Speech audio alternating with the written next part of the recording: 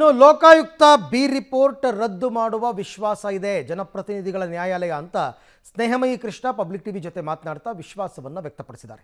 ಖಂಡಿತ ನಾನು ಕೊಟ್ಟಿರೋ ಸಾಕ್ಷಿಗಳ ಬಗ್ಗೆ ನನಗೆ ನಂಬಿಕೆ ಇದೆ ಅಂತ ಹೇಳ್ತಾರೆ ಅವರು.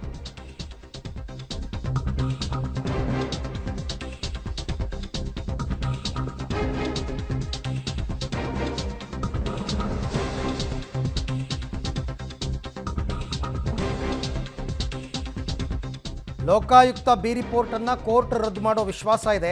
ಬಿ ರಿಪೋರ್ಟ್ ತಿರಸ್ಕರಿಸದೇ ಇದ್ದರೆ ಹೈಕೋರ್ಟ್ ಮೊರೆ ಹೋಗ್ತೀನಿ.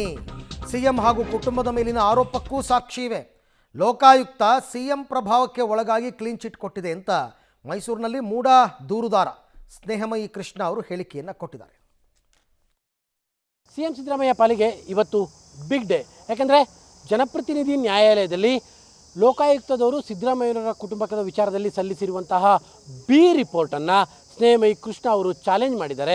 ಜೊತೆಗೆ ಇಡಿ ಅವರು ಕೂಡ ಚಾಲೆಂಜ್ ಮಾಡಿದ್ದಾರೆ. ಹಾಗಾಗಿ ಈ ವಿಚಾರದಲ್ಲಿ ಲೋಕಾಯುಕ್ತರು ಕೊಟ್ಟಿರುವಂಥ ರಿಪೋರ್ಟ್ ಸರಿ ಇದೆಯೋ ಅಥವಾ ಇಲ್ಲೋ ಅನ್ನುವಂಥ ವಿಚಾರದಲ್ಲಿ ಇವತ್ತು ಪ್ರಮುಖವಾದಂತಹ ಆದೇಶ ಜನಪ್ರತಿನಿಧಿ ನ್ಯಾಯಾಲಯದಿಂದ ಹೊರಬೀಳಲಿದೆ. ಹೀಗಾಗಿ ಇವತ್ತು ಸಿದ್ದರಾಮಯ್ಯ ಪಾಲಿಗೆ ವೆರಿ ಬಿಗ್ ಡೇ.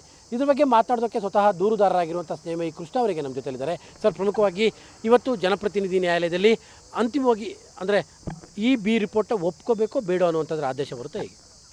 ಹೌದು ಸರ್, ಇವತ್ತು ಪ್ರಮುಖವಾಗಿ ಒಂದು ಆದೇಶ ಬರುತ್ತೆ. ಸೊ ಈ ಆದೇಶದ ಮೇಲೆ ಮುಂದಿನ ಕಾನೂನು ಹೋರಾಟ ನಡೆಯುತ್ತೆ. ಅಂದರೆ ಮಾನ್ಯ ನ್ಯಾಯಾಲಯ ಏನು ಲೋಕಾಯುಕ್ತ ಅಧಿಕಾರಿ ಸಲ್ಲಿಸಿದ್ರು ವರದಿ, ಆ ವರದಿನ ತಿರಸ್ಕಾರ ಮಾಡಿದ್ರೆ ಸೊ ಆರೋಪಗಳನ್ನ ವಿರುದ್ಧ ನಾನು ಏನು ಆರೋಪ ಮಾಡಿದ್ದೀನಿ ಆರೋಪನ ಸಾಬೀತುಪಡಿಸೋದಕ್ಕೆ ನನಗೊಂದು ಕಾನೂನು ಅವಕಾಶ ಮಾಡಿಕೊಡಿದ್ರು. ಆ ಅವಕಾಶನ ಬಳಸ್ಕೊಂಡು ನಾನು ಸಾಕ್ಷಿಗಳನ್ನು ನುಡಿದು ಒಂದು ಗುರುತು ಮಾಡಿಸಿ ಆರೋಪಗಳನ್ನ ವಿಚಾರಣೆಗೊಳಪಡಿಸಿ ಅವ್ರಿಗೆ ಶಿಕ್ಷೆ ಕೊಡಿಸುವಂಥ ಪ್ರಕ್ರಿಯೆ ಶುರುವಾಗುತ್ತೆ. ಅಕಸ್ಮಾತ್ ಮಾನ್ಯ ನ್ಯಾಯಾಲಯ ಏನಾದರೂ ನನ್ನ ಅರ್ಜಿಯನ್ನು ತಿರಸ್ಕಾರ ಮಾಡಿ ಅಂತಿಮ ವರದಿ ಏನು ಲೋಕಾಯುಕ್ತ ಸಲ್ಲಿಸಿದ್ರೆ ಅದನ್ನು ಅಂಗೀಕರಿಸಿದ್ರೆ ನಾನು ಮೇಲ್ಮನವಿ ಸಲ್ಲಿಸೋದು ಅನಿವಾರ್ಯ ಆಗುತ್ತೆ. ಅಂದರೆ ನೀವು ತಾವು ಮೇಲ್ಮನವಿ ಹೈಕೋರ್ಟ್ಗೆ ಸಲ್ಲಿಸುವಂಥದ್ದು? ಹೌದು, ಹೈಕೋರ್ಟಿಗೆ ಸಲ್ಲಿಸುವಂಥದ್ದು. ಅಂದರೆ ಪ್ರಮುಖವಾಗಿ ಇವತ್ತಿರುವಂತಹ ಪ್ರಶ್ನೆ ಇಡೀ ಲೋಕಾಯುಕ್ತ ರಿಪೋರ್ಟನ್ನೇ ತಿರಸ್ಕರಿಸುವಂಥದ್ದ ಅಥವಾ ಒಪ್ಕೊಳ್ಳುವಂಥದ್ದು, ಈ ಥರದ ಡಿಸಿಷನ್ ಆಗುತ್ತಾ ಏನು? ಅಲ್ಲ, ಎರಡರಲ್ಲಿ ಒಂದು ಆಗ್ಬೋದು ಸರ್. ಒಂದು ತನಿಖೆ ಸರಿ ಇದೆಯಾ ಅನ್ನೋದ್ರ ಬಗ್ಗೆ ಒಂದು ತೀರ್ಮಾನ ಮಾಡ್ತಾರೆ. ಸರಿಗಿದೆ ಅಂದರೆ ಅದನ್ನು ಅಂಗೀಕರಿಸಿ ಮುಕ್ತಾಯ ಮಾಡ್ತಾರೆ. ಅಥವಾ ತನಿಖೆ ಸರಿಯಿಲ್ಲ ಅಂದ್ಕೊಂಡು ಬಂದರೆ ಅಲ್ಲೂ ಕೂಡ ಎರಡು ಅವಕಾಶಗಳಿದೆ. ಒಂದು ಸರಿಯಾದ ರೀತಿ ತನಿಖೆ ಮಾಡಿ ವರದಿ ಕಡೆಯಿಂದ ಮತ್ತೊಂದು ಆದೇಶ ಮಾಡ್ಬೋದು, ಅಥವಾ ನನಗೆ ಆರೋಪ ಸಾಬೀತುಪಡಿಸೋಕ್ಕೆ ಅವಕಾಶ ಕೊಡ್ಬೋದು. ಸೊ ಮಾನ್ಯ ನ್ಯಾಯಾಲಯ ಇವತ್ತು ಏನು ತೀರ್ಪು ಕೊಡಿದೆ ಅನ್ನೋದು ಒಂದು ತುಂಬ ಕುತೂಹಲದಿಂದ ಇದೆ. ಅಲ್ಲ, ಈಗ ಪ್ರಮುಖವಾಗಿ ತಾವು ಕೂಡ ಹೇಳಿದಿರಿ ಬಿ ರಿಪೋರ್ಟಲ್ಲಿರುವಂಥ ಎಲ್ಲ ಅಂಶಗಳು ಕೂಡ ಸರಿ ಇಲ್ಲ.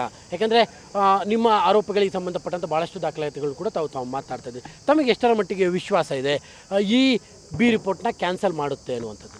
ಸರ್, 100ಕ್ಕೆ 100 ನನಗೆ ವಿಶ್ವಾಸ ಇದೆ. ಯಾಕೆ ಅಂತ ಹೇಳಿದ್ರೆ ನಾನು ಆರೋಪ ಮಾಡಿರೋದೇ ಸುಳ್ಳು ದಾಖಲಾತಿಯನ್ನು ಸೃಷ್ಟಿ ಮಾಡಿ ಪ್ರಾಧಿಕಾರದ ನಿವೇಶನಗಳನ್ನು ಅಕ್ರಮ ನಿವೇಶನ ಪಡ್ಕೊಂಡು ಪ್ರಾಧಿಕಾರಕ್ಕೆ ನಷ್ಟ ಉಂಟು ಮಾಡಿರೋಂಥ ಏನೀಗ ಲೋಕಾಯುಕ್ತಾಧಿಗಳ ವರದಿ ಸಲ್ಲಿಸಿದರೆ ಆ ವರದಿಯ 17ನೇ ಖಂಡಿಕೆಯಲ್ಲಿ ಸ್ಪಷ್ಟವಾಗಿ ತಿಳಿಸಿದರೆ ಎರಡನೇ ಆರೋಪಿಯಾದ ಶ್ರೀಮತಿ ಪಾರ್ವತಿಯವರು ಸೇರಿದಂತೆ ಅಕ್ರಮವಾಗಿ ನಿವೇಶನ ಹಂಚಿಕೆ ಮಾಡಿರೋದು ಪ್ರಾಧಿಕಾರ ನಷ್ಟ ಆಗಿದೆ ಅಂತೇಳಿ.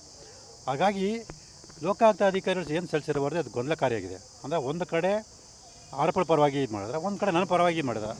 ಸೊ ಇದನ್ನು ಮಾನ್ಯ ಗಂಭೀರ ಪರಿಗಣಿಸಿ ಇದ್ರ ಬಗ್ಗೆ ಲೋಕಾಯುಕ್ತ SPP ಆದ ಶ್ರೀ ವೆಂಕಟೇಶ್ ಭಟ್ಟಿ ಅವರಿಗೆ ಸ್ಪಷ್ಟೀಕರಣ ಕೇಳಿದಾಗ ಅವರು ಅದ್ರ ಬಗ್ಗೆ ಸ್ಪಷ್ಟೀಕರಣವನ್ನು ಕೊಟ್ಟಿಲ್ಲ.